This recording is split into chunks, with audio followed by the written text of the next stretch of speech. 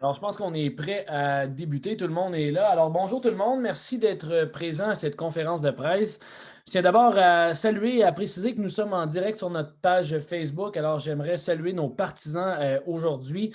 J'aimerais également vous mentionner que le directeur général et entraîneur-chef des Olympiques, M. Louis Robitaille, va prendre la parole tout d'abord. Ensuite, une période de questions suivra. Nous vous demandons de lever la main au bas de votre écran et d'attendre que la parole vous soit assignée avant de poser votre question. Alors, on va débuter à l'instant avec le directeur général et entraîneur-chef des Olympiques, M. Louis Robitaille. Salut Ali, salut tout le monde, merci beaucoup d'être là. Premièrement, là, j'aimerais remercier l'Organisation d'Hockey Canada, Scott Salmon, Tom Rainey, Hal Millard, James Boyd, ainsi que tout le coaching staff là, pour l'expérience qu'ils m'ont fait vivre la semaine dernière là, tout au long du mois de décembre à Edmonton, à Banff et ainsi qu'à Calgary. Malheureusement, là, ça a été une fin abrupte. C'est pas la manière qu'on voulait terminer le tournoi. On avait des grosses attentes, on avait des grosses aspirations. On voulait ramener l'or à la maison, puis de voir notre tournoi se terminer là, aussi abruptement que ça. Ça a été difficile de gérer, c'est encore difficile. Je pense aux jeunes là, qui ont perdu leur rêve de gagner la médaille d'or, surtout l'ancien Canadien. C'est quelque chose qui est difficile à avaler, mais en même temps, il faut se relever. On n'est pas dans une situation normale. On ne vit pas dans un monde normal. Donc, c'est quelque chose qui n'est pas facile, mais on va tourner la page. Puis là, maintenant, on va se retourner vers le hockey de la hockey junior du Québec en espérant que ça recommence extrêmement bientôt. Écoutez, il reste une semaine à la période de transaction. Je suis de retour là, depuis hier soir ici à Gatineau, donc très excité, puis très hâte là, de terminer la saison en force ici à Gatineau. Donc, je sais qu'il y en a plusieurs qui ont des questions. Merci beaucoup d'être là ce matin. Je pense que lui, on pourrait y aller là, immédiatement avec la période de questions. Oui, absolument. Alors, je vous le répète, je vous demande de lever la main à votre écran là, pour qu'on puisse suivre la façon de poser les questions. Alors, sur l'onglet réaction, là, vous pouvez simplement lever la main et par la suite, on va vous acheminer les questions. Alors, quand vous êtes prêts, on peut le débuter. Alors, on peut y aller avec, je pense qu'on va y aller avec Jean-François Plante du quotidien Le Droit en partant. Jean-François, est-ce que tu es prêt à poser ta première question? Oh, je n'étais pas prêt à poser la première question, mais on peut y aller avec Ismaël aussi de Radio-Canada. Lui a levé sa main. Écoute, regarde, juste pour. Je sais qu'on a commencé en parlant d'équipe Canada Junior. Louis, c'était une situation extrêmement. Tu sais, toi, là, depuis que tu es dans le programme de Hockey Canada, les dernières années ont été vraiment un petit peu décourageantes par rapport à ton poste avec le U18 que tu n'as pas pu vraiment mener à terme, mais encore une fois avec le U20. Est-ce que ça te donne quand même. Est-ce que tu aurais l'énergie pour reprendre encore l'année prochaine ou est-ce que tu dis après toutes ces déceptions-là, peut-être passer ton tour l'année prochaine? On va voir en temps et lieu, Jeff, mais tu as entièrement raison. Pour moi, personnellement, je pense que chaque personne qui était là avait sa propre histoire avec le programme puis la raison du pourquoi il voulait la gagner. Moi, ça fait longtemps que je suis dans le programme. Je regarde, j'ai eu l'honneur d'être nommé coach au Ivan Linka, puis le tournoi a été cancellé. Je me retrouve dans la même position avec les moins de 20. Disons que c'est extrêmement difficile. C'est la même chose pour les joueurs. Plusieurs joueurs de ce groupe d'âge-là qui ont vécu la même chose que moi. Par rapport à ce qui a trait à l'avenir, c'est sûr que pour moi, de continuer le programme, c'est extrêmement important. Je vais dire une chose. Quand Scott Salmon s'est adressé à nous, il nous a dit qu'il tentait avec Air Canada, puis là, il tentait de trouver une solution pour terminer l'événement. Puis j'entends par la suite le président de l'AIHF dire qu'ils veulent terminer le tournoi. Ça me donne une lueur d'espoir. Donc, je te dirais que j'ai hâte de finir le travail qu'on a commencé. Mais par rapport à ça, pour la suite, après ça, on va voir. Ah, c'est ça. Hein, on pourrait peut-être finir ce tournoi-là à la fin de vos saisons respectives. Il y a une possibilité de ce côté-là. Hein? Je le souhaite de tout cœur. Écoute, il y a tellement de sacrifices qui ont été faits pour faire en sorte que le tournoi ait lieu. Le tournoi est en branle. C'était commencé, on commençait à prendre notre envol, puis là, ça l'arrête comme ça. Je pense que c'est important de le terminer. C'est important de le terminer de manière sécuritaire. Je pense qu'il y a plusieurs options sur la table. Mais comme je te dis, avec mon expérience, habituellement, ils ne veulent pas se peinturer dans les coins. Là, d'aller publiquement, de dire qu'ils veulent trouver une solution, puis ils veulent trouver une manière de faire en sorte que ça se termine. Moi, je vois ça extrêmement positif, puis je suis très content d'entendre ça. OK. Merci. Merci, Jean-François. On va enchaîner maintenant avec Ismaël Sy de Radio-Canada. Salut Louis, je me demandais si c'était possible de revenir un peu sur comment et quand vous l'avez appris que ça allait être annulé, puis comment ça a été la réaction des joueurs, du personnel entraîneur dans le vestiaire. On l'a appris le matin du match contre les Allemands. On avait joué la veille contre l'Autriche. On venait d'avoir nos rencontres d'équipe et puis on a eu l'appel de Scott Smith. On était avec Scott Salmon dans le bureau et puis il nous a partagé la nouvelle que ça s'en allait dans cette direction-là. La réaction, écoute, je pourrais devenir encore émotif juste y penser. C'est un rêve. C'est un rêve qu'on vivait. C'était en salle canadien. Ma famille venait d'arriver. Les joueurs étaient excités. Bon, on s'en allait dans la tranche du tournoi qui devenait fort intéressante. On avait le duel contre les Allemands, après ça, on avait les Finlandais, puis on s'en allait encore de finale. On dirait que d'un coup de téléphone, notre rêve s'est effondré. Puis après ça, on est allé l'annoncer aux joueurs, et puis on était dans une salle. Jusqu'à l'annonce officielle de l'IHF, on attendait que ce soit officiel, on l'a divulgué aux joueurs. Disons que ça a été très vite par la suite. Quand tu dis la possibilité de reprendre le tournoi, je sais qu'il y avait certaines personnes qui étaient un peu plus pessimistes. À quel point est-ce que tu y crois? Je sais que tu n'avais jamais vu ça quand M. Tardif se prend position comme ça, mais est-ce que c'est vraiment possible selon toi? La meilleure personne pour y répondre, c'est M. Tardif. Pour lui, d'aller publiquement et de dire qu'ils veulent trouver une manière de terminer l'événement, je pense que c'est beaucoup plus positif que négatif. Du côté de la négativité, il va en avoir toujours sur les réseaux sociaux. Mais moi, quand je vois le président prendre position puis de dire nous aimerions et nous allons faire tout faire à notre possible pour trouver une solution pour terminer le tournoi, moi, je vois ça de bon oeil. On l'espère. Est-ce que ça va se faire? On ne le sait pas, mais on sait au moins qu'ils vont travailler là-dessus. Les Jeux olympiques ne sont toujours pas annulés pour l'instant. Penses-tu que ce serait intéressant d'avoir certains de ces meilleurs joueurs juniors-là pour représenter les différents pays lors du tournoi olympique? Ben là, on passe. Ça serait quelque chose d'extraordinaire, mais en même temps, Ismaël, je pense qu'il y a le côté logistique à tout ça. Là, c'est des jeunes qui jouent à la Ligue de hockey junior du Québec. Il y a l'école, il y a les assurances avec le fait d'aller voyager justement là, en Chine. Il y a plusieurs choses là, qui sont pas du côté hockey qu'il faudrait finaliser. Donc, je vais laisser ça à la IHF et à Hockey Canada de dealer avec ça. Mais s'ils nous appellent pour aller aux Olympiques, ça serait un autre beau rêve. All right, merci beaucoup, Louis. Merci. Merci, Ismaël. On va enchaîner maintenant avec Stéphane Leroux de RDS.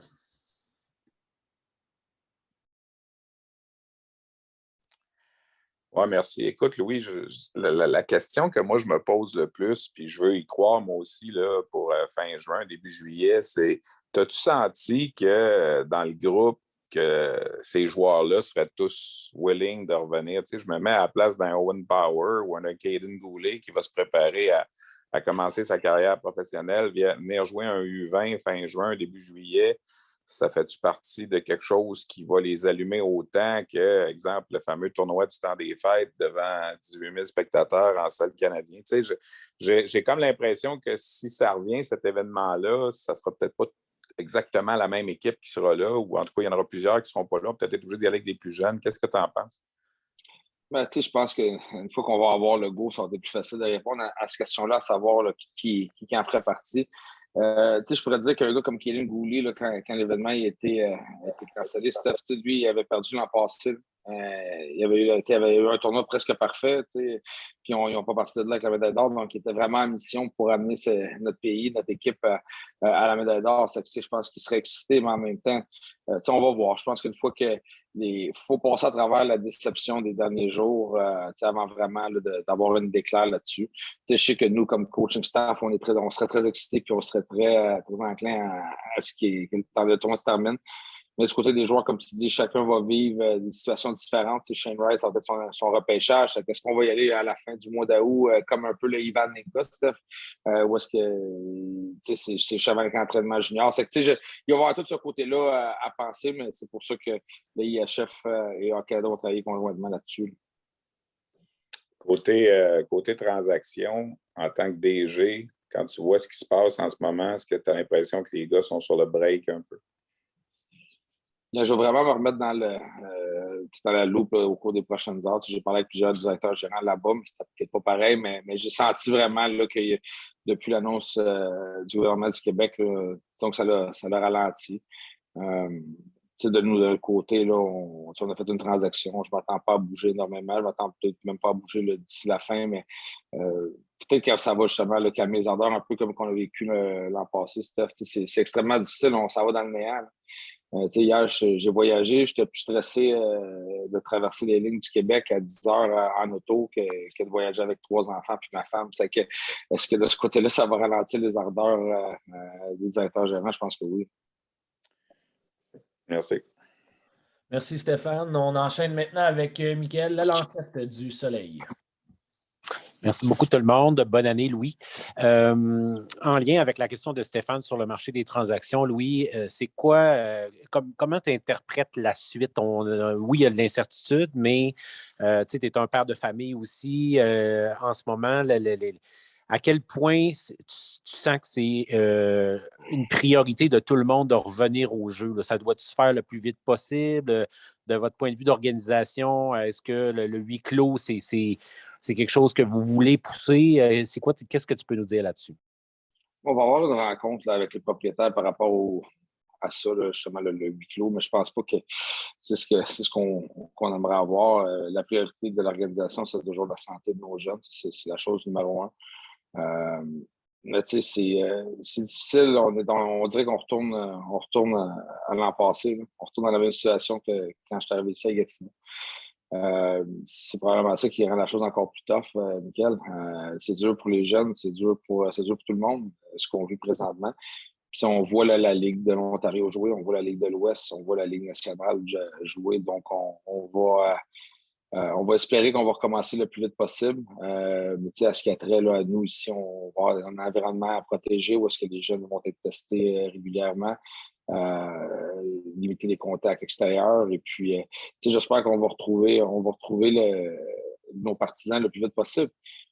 Les jeunes ont besoin de ça. Puis c'est pas juste le hockey junior majeur du Québec, là, Mickaël. Je pense que c'est l'ensemble de la population qui a besoin d'un retour à la normale, mais en même temps, on veut faire ça où est-ce que tout le monde va rester en santé.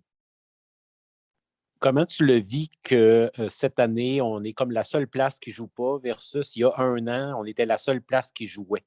C'est un gros renversement de tendance. Comment tu le vis comme gars de hockey?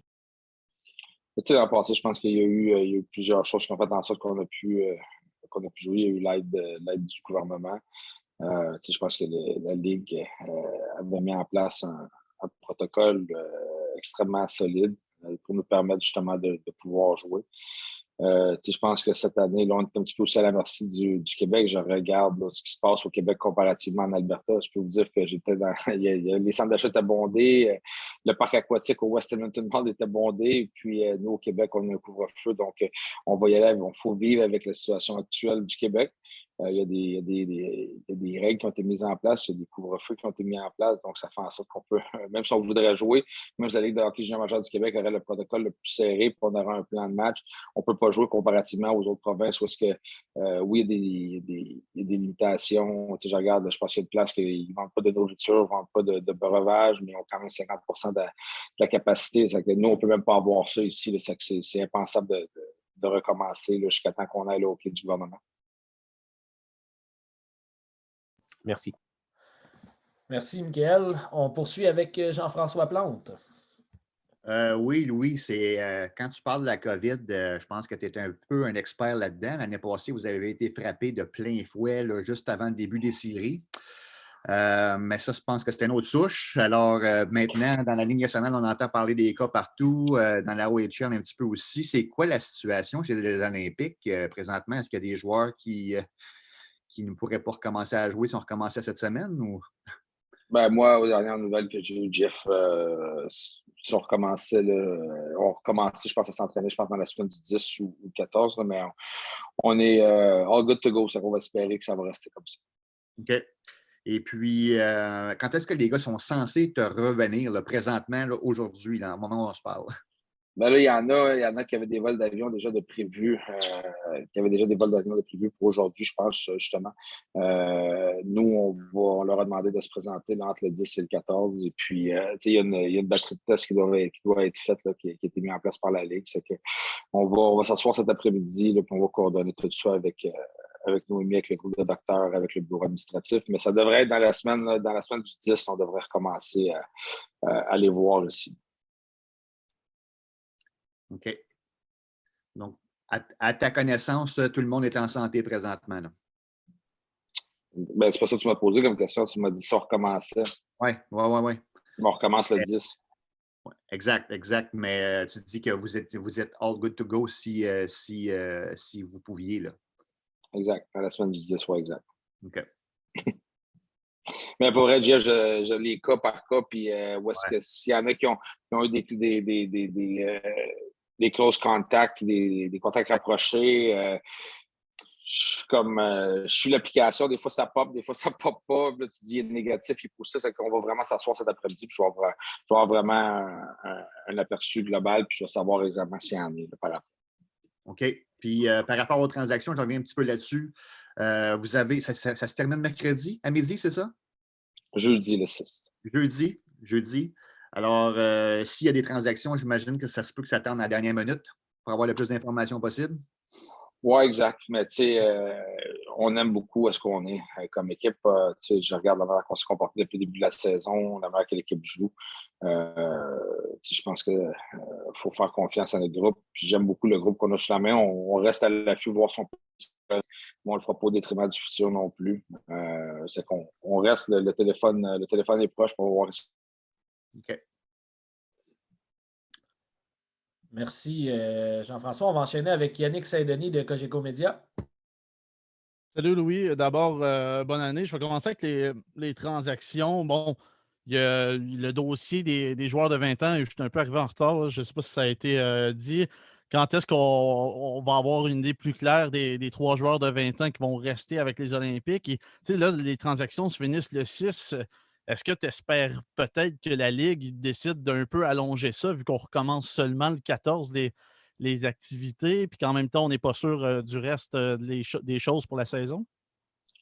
Le côté logistique, Yannick, qui par rapport à la période de transaction, que si tu amènes le 6, il y a la réclamation là, des waivers par la suite. Puis également, là, il y a le registraire de Hockey Canada, là, je pense qu'il faut être soumis là, les noms des joueurs qui vont dans ta formation là, pour le 10 janvier. C'est beaucoup plus complexe que juste la période de transaction de la Ligue de hockey junior du Québec. Il y a également l'école qui va débuter dans la semaine du 10. Donc, c'est pour ça que ça va. Je ne m'attends pas à avoir aucun changement de ce côté-là là, par rapport à la période de transaction. Et deuxième question rapide sur ton expérience avec Hockey Canada. Expérience écourtée, malheureusement. Comment tu as trouvé ça de côtoyer la crème de la crème du hockey junior au pays? Tu sais, je pense juste les noms. Owen Power, c'est le dernier premier choix au repêchage. Shane Wright devrait être le prochain. Bédard dans 2 ans. Comment étaient ces gars-là, tous des jeunes professionnels vraiment avec une bonne éthique de travail? Des jeunes extraordinaires. C'est pour ça qu'ils sont la crème de la crème, comme tu as dit. C'est des jeunes qui veulent apprendre, qui sont engagés, qui sont affamés. C'est des vrais pros. Je pense à un gars comme Connor Bedard. C'est un jeune qui a seulement 16 ans, marqué 4 buts. Il aurait pu marquer son 5e, il a brisé son bâton à la toute fin, mais je le regarde après le match, puis je dis... j'étais fier de son match. Je dis, ce qui m'a rendu plus fier, c'est la manière qu'il a compétitionné sans la rondelle. Il était tout content d'avoir terminé ses mises en échec. C'est un gars qui sait qu'il va marquer des buts, mais qui veut faire la différence, puis qui veut s'améliorer, puis qui veut jouer de la bonne façon. C'est tellement plaisant de les côtoyer, que ce soit le groupe d'entraîneurs. On a eu une semaine extraordinaire là-bas. Dans le building des Oilers Edmonton, on était dans la chambre des Oilers également. C'est qu'on a vraiment eu un traitement royal. On aurait aimé se ramener l'or à la maison. Là. Merci, à bientôt. Merci, Yannick. Merci, Yannick. Et peut-être en terminant, là, une dernière question, Ismaël de Radio-Canada. Oui, je me demandais juste, Louis, qu'est-ce que tu as pensé des performances de l'équipe en ton absence puis du travail fait par Darren? Ils ont fait de l'excellent travail. Je pense qu'on a eu 4 victoires. On a eu un voyage en Abitibi qui était extraordinaire. Ça a été une courte période. Ils étaient préparés, les gars, à ce que ce soit plus long. On a eu beaucoup de matchs cancellés, mais c'était pas quelque chose qui m'inquiétait, Ismaël. On a un groupe de qualité ici. Puis, je suis extrêmement fier des joueurs, des coachs, de l'ensemble de l'organisation. Super, merci beaucoup pour ton temps, Louis. Merci à toi. Alors, peut-être un dernier tour. Est-ce qu'il y a des questions là en terminant? Non? Alors voilà, c'est ce qui conclut cette conférence de presse. Je tiens à vous souhaiter une bonne année 2022. Merci de votre présence aujourd'hui également. Et je vous dis à très bientôt. Bye bye. Merci tout le monde.